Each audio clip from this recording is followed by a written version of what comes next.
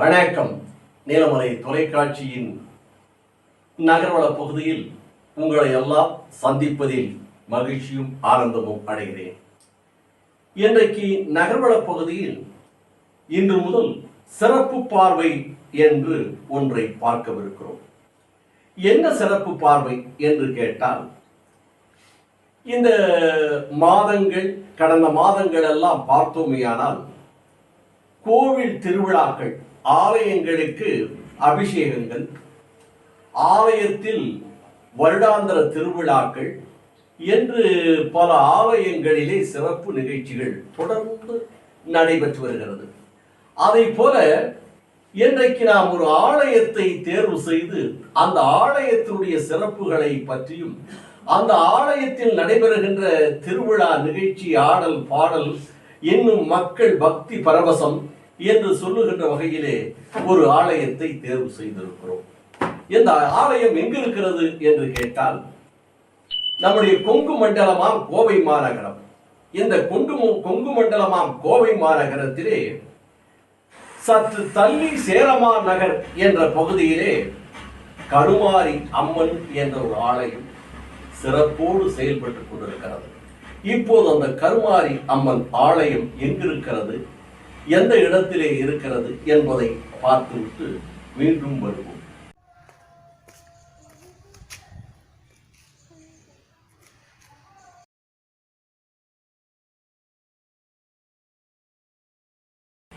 இதுதான் அந்த ஆலயம்.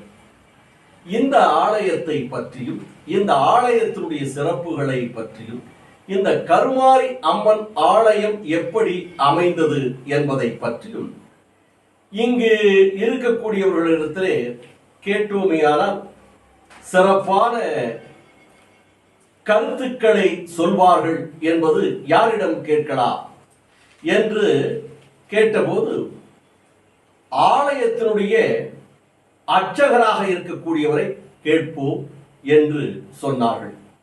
ஆகவே அர்ச்சகரத்தை நம்முடைய செய்தியாளர், ஒளிப்பதிவாளர்கள் சென்று அவரிடத்தில் கேட்டபோது இந்த கருமாரி அம்மனுடைய வரலாறை சொல்லுகிறார். எப்படி இந்த கருமாரி அம்மன் ஆலயம் இங்கு அமைந்தது, கருமாரி அம்மன் என்ற இந்த ஆலயத்திற்கு எப்படி பெயர் வந்தது என்ற கருத்தை நாம் இப்போது இவரிடத்திலே கேட்போம். இங்க பாத்தீங்கன்னா, ஒரு குழந்தைய பார்த்தா குழந்தைகிட்ட நம்ம என்ன கேட்போம், குழந்தை சிரிச்சா நம்ம சிரிப்போம். அது போல இங்க எப்படின்னா, இங்க வர பக்தர்கள் அனைவரும் என்ன வேண்டுதல்கள் வராங்கிறது இங்க இருக்கிற அம்பாளை பார்த்தா மறந்துடுறாங்க. அந்த அளவுக்கு அவ குழந்தையா பார்க்கறவங்களுக்கு குழந்தையாகவும், தாயாக பார்க்கறவங்களுக்கு தாயாகவும் இருந்து அவங்களோட கஷ்டங்களை எல்லாம் அந்த ஒரு நிமிடத்துல நீக்கிதான். ஆனா நம்மளுடைய ஆலயத்துல அம்பாளுடைய சிறப்பான ஒரு விசேஷங்கள் என்னன்னு பாத்தீங்கன்னா, சீக்கிரமா கல்யாணம் ஆகணும், கல்யாணம் ஆகாதவங்களுக்கு அதிவிரைவாக சீக்கிரம் திருமண பாக்கியம் கிடைக்கணும், குழந்தை வரம் இல்லாதவர்களுக்கு அதிசீக்கிரமாக குழந்தை வரங்கள் கிடைக்கணும்னு என்ன வேண்டுதல் இருந்தாலும் அதிசீக்கிரமாக நமது தாயாகப்பட்டவள் சிறப்பாக அவங்களுக்கு நல்லபடியாக நடத்தி கொடுக்குறாங்க.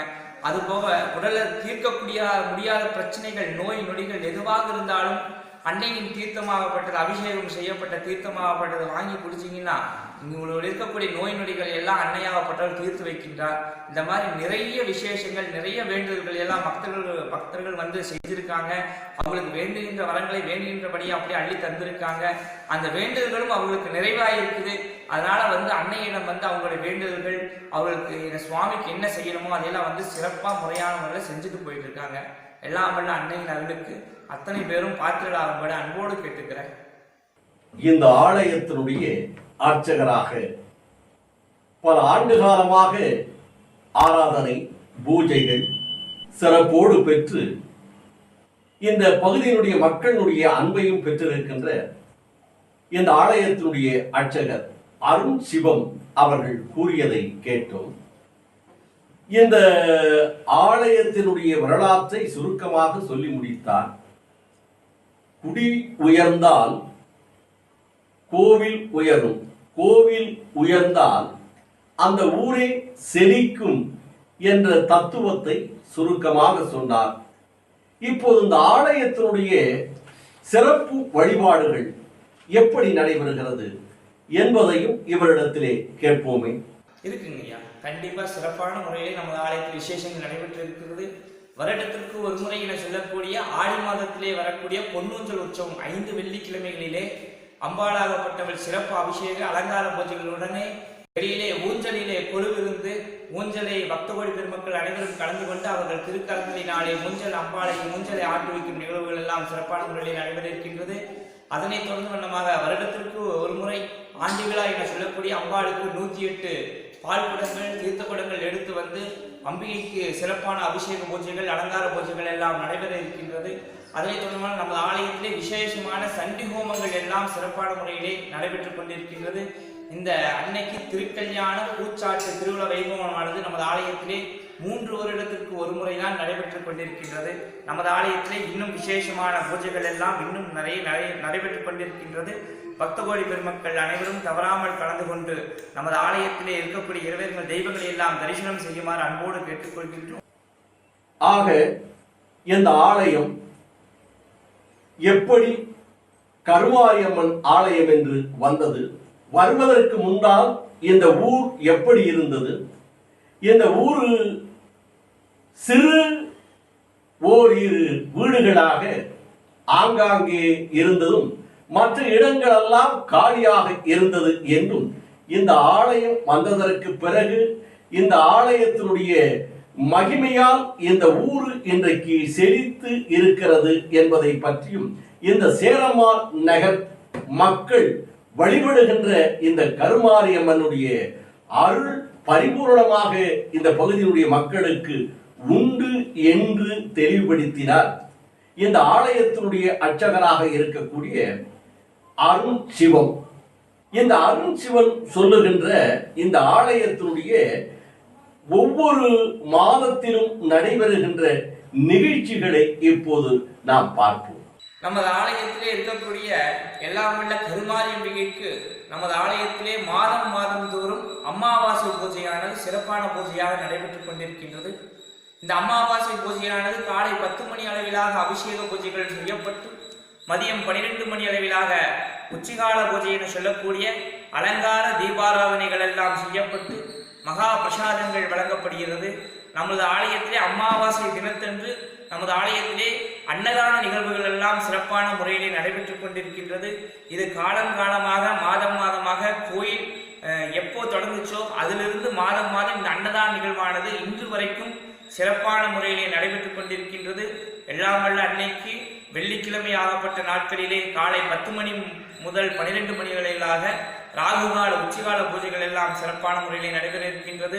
பௌர்ணமி பூஜைகள் சிறப்பாக நடைபெற்றுக் கொண்டிருக்கின்றது. நமது கற்பக விநாயகர் ஆலயத்திலே மகா கணபதிக்கு சங்கடகர சதுர்த்தி பூஜைகளும் பால முருகருக்கு கிருத்திகை பூஜைகள் எல்லாம் சிறப்பான முறையிலே நடைபெற்றுக் கொண்டிருக்கின்றது.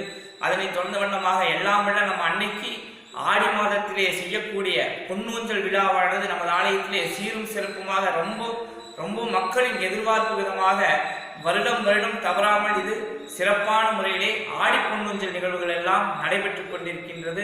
நமது ஆலயத்திலே அத்தனை நாட்களிலும் விசேஷ பூஜைகள் எல்லாம் சிறப்பான முறையிலே நடைபெற்றுக் கொண்டிருக்கின்றது. இந்த ஆலயமாகப்பட்டது காலை 6:30 மணி முதல் காலை 10 மணி வரை காலையில் திறந்திருக்கும். மாலை 6 முதல் இரவு 8 மணி வரை திறந்திருக்கும். வெள்ளிக்கிழமைகளிலே காலை 6 மணி முதல் மதியம் 1 மணி வரைக்கும் திறந்திருக்கும் என்பதை தெரிவித்துக் கொள்கின்றோம். இப்படி வியர்த்து போகின்ற அளவிற்கு அந்த ஊர் மக்களே ஒன்று கூடி இந்த ஆலயத்திற்கு தங்களே நேரடியாக கலை நிகழ்ச்சிகள், இங்கே நடனங்கள், அதற்கான இசைகள், பாடல்கள் என்று அமைத்து ஆடுகின்ற பாங்கை பார்க்கின்ற போது சிறப்பாக இருக்கிறது. இது ஒவ்வொரு வருடமும் நடைபெறுகிறது என்றும், பௌர்ணமி, அமாவாசை என்று ஒவ்வொரு காலகட்டத்திலும் சிறப்பாக நடைபெறும் என்று இந்த ஆலயத்தினுடைய அர்ச்சகர் அருண் சிவன் அவர்கள் சொல்லுகிறார்கள். நடைபெறுகின்ற போது அந்த நிகழ்ச்சிக்கான சிறப்புகளை பற்றியும் சொல்லுகிறார். நமது ஆலயமாகப்பட்டது எல்லாம் வல்ல முன்னவனாம் மூத்தவனாம் உடம்பர பொருளாக விளங்கக்கூடிய எல்லாம் வல்ல மகா கணபதி இங்கே சேரன் மாநகர் விளாங்குறிச்சி வெங்கடாச்சலபதி நகரில் அமைந்து இருக்கக்கூடிய எல்லாம் வல்ல கற்பக விநாயகர் பெருமான் இங்கே மூலவராக இருந்து வீட்டு காட்சியளிக்கக்கூடிய எல்லாம் வல்ல இச்சாகிரியா ஞானசக்தி ஸ்வரூபிணியாக விளங்கக்கூடிய எல்லாம் வல்ல அன்னை கருமாரியம்பிகைக்கு நமது ஆலயத்திலே சிறப்பான பூச்சாட்டு திருவிழா வைபவமும் திருக்கல்யாண உற்சவ திருவிழாவானதும் சீரும் சிறப்புமாக நமது ஆலயத்திலே நடைபெற்றிருந்தது. இந்த திருவிழாவானது மிகவும் சீரும் சிறப்புமாக நடைபெற்றது. இந்த திருவிழாவிலே அன்னைக்கு தினமும் சிறப்பு அபிஷேகங்களும் அலங்கார பூஜைகள் எல்லாம் செய்யப்பட்டு அன்னைக்கு பச்சை மாவு என சொல்லக்கூடிய பச்சை மாவினாலே பிரசாத வகைகள் எல்லாம் செய்யப்பட்டு எல்லாம் வல்ல அன்னைக்கு தினமும் மாலையிலே சிறப்பு பூஜைகளாக பூவோடு எடுத்து விளையாடுதல் நிகழ்வுகளும் சிறப்பு அலங்கார பூஜைகள் எல்லாம் நடைபெற்று பிரசாதமாகப்பட்டது வழங்கப்பட்டது. அதனைத் தொடர்ந்து நமது ஆலயத்திலே சிறப்பான ஒரு நிகழ்வுகளாக நமது ஆலயத்திலே ஒவ்வொரு நாளும் ஒவ்வொரு நேரங்களிலே ஒவ்வொரு கலை நிகழ்ச்சிகள் எல்லாம் சிறப்பான முறையில் நடைபெற்றது. அதனைத் தொடர்ந்து வண்ணமாக முதல் நாளாவது வள்ளிக்கும்மி என சொல்லக்கூடிய மகளிர்களின் சிறப்பான வள்ளிக்கும்மி நிகழ்ச்சிகள் நடைபெற்றது. அதனைத் தொடர்ந்து அதற்கு அடுத்த நாளாக பச்சைக்காளி பவளக்காளி நடனமானது மிகவும் சிறப்பாக நடைபெற்றது. அதனைத் தொடர்ந்து வண்ணமாக நமது பகுதியிலே இருக்கக்கூடிய ஸ்னேகா நாட்டிய கேந்திராலயா பள்ளி மாணவிகளின் சிறப்பான பரத நிகழ்ச்சிகளும் குழந்தைகளின் தனித்திறமை என சொல்லக்கூடிய ஆடல் பாடல் நிகழ்வுகள் எல்லாம் சிறப்பான முறையில் நடைபெற்றது. எல்லாம் வல்ல அன்னைக்கு அன்றைய தினத்திலே பக்தர்களின் வேண்டுகோளாக பால் குடங்கள் தீர்த்த குடங்கள் எல்லாம் அழைத்து வரப்பட்டு யசகட பூவோடு என சொல்லக்கூடிய வேண்டுதல் பூவோடுகள் எல்லாம் எடுத்து வந்து கரகம் எடுத்து வந்து எல்லாம் வல்ல அன்னைக்கு அன்றைய தினத்திலே திருக்கல்யாணமாகப்பட்டது சிறப்பாக நடைபெற்றது. இந்த திருக்கல்யாண வைபவமும் உற்சவ திருவிழாவும் சீரும் சிறப்புமாக நடைபெற்றது.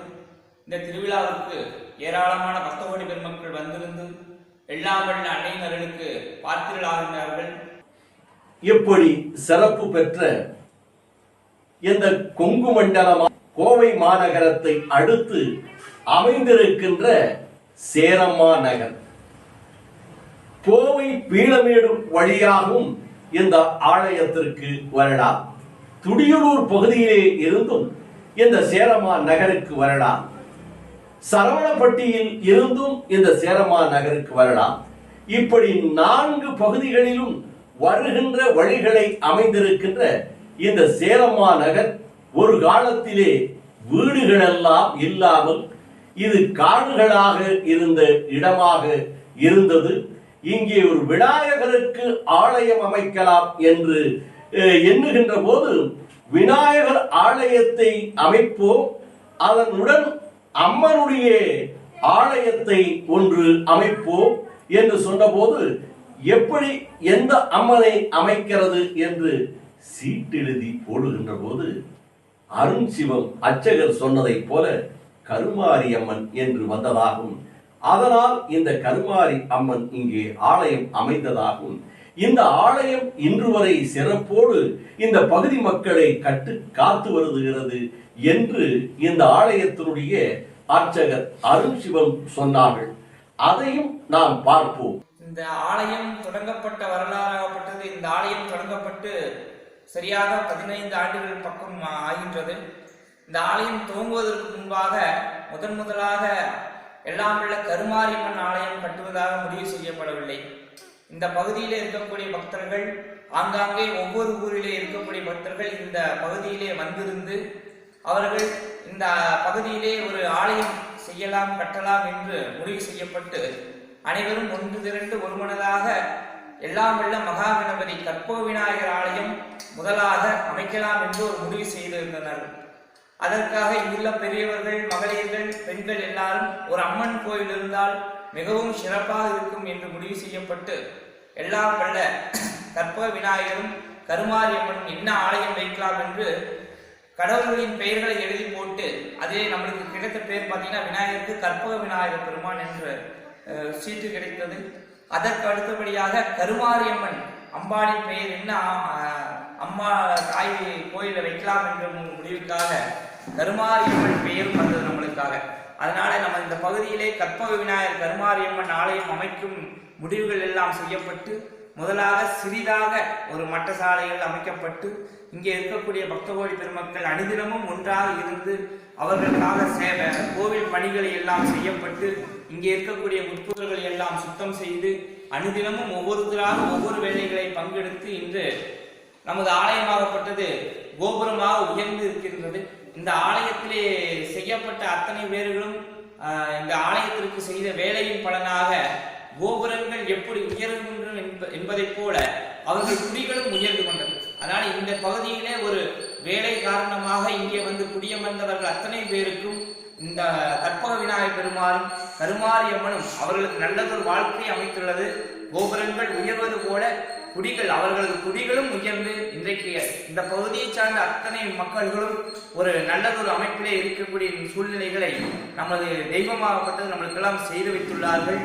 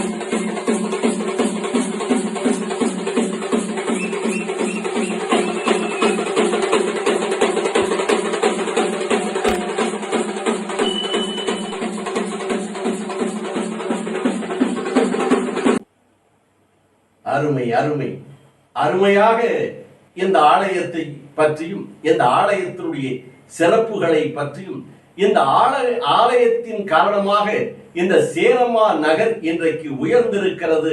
இங்கே இருக்கின்ற மக்களை எல்லாம் கட்டி காக்கிறது.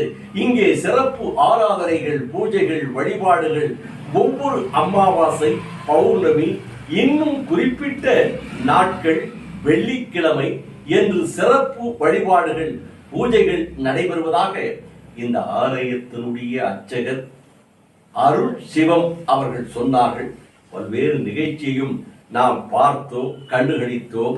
இதை நமது நீலமலை தொலைக்காட்சியில் நகர்வள பகுதியிலே அமைத்து எல்லா மக்களும் பார்ப்பதற்கான ஒரு வழிவகையை நமது நீலமலை தொலைக்காட்சியின் மூலமாக செய்வோம் என்று இந்த நிகழ்ச்சியை நமது செய்தியாளர்கள் அந்த பகுதியிலே இருந்து திரு பிரசாத் அவர்கள் படம்பிடிக்க இதனை நமது செய்தியாளர் அனஸ் அவர்கள் செய்தியை சேகரித்து வந்திருக்கிறார். இதை நாம் இன்றைக்கு நகர்வளம் மூலமாக இந்த ஆலயத்தினுடைய சிறப்பை பார்த்து விட்டோம்.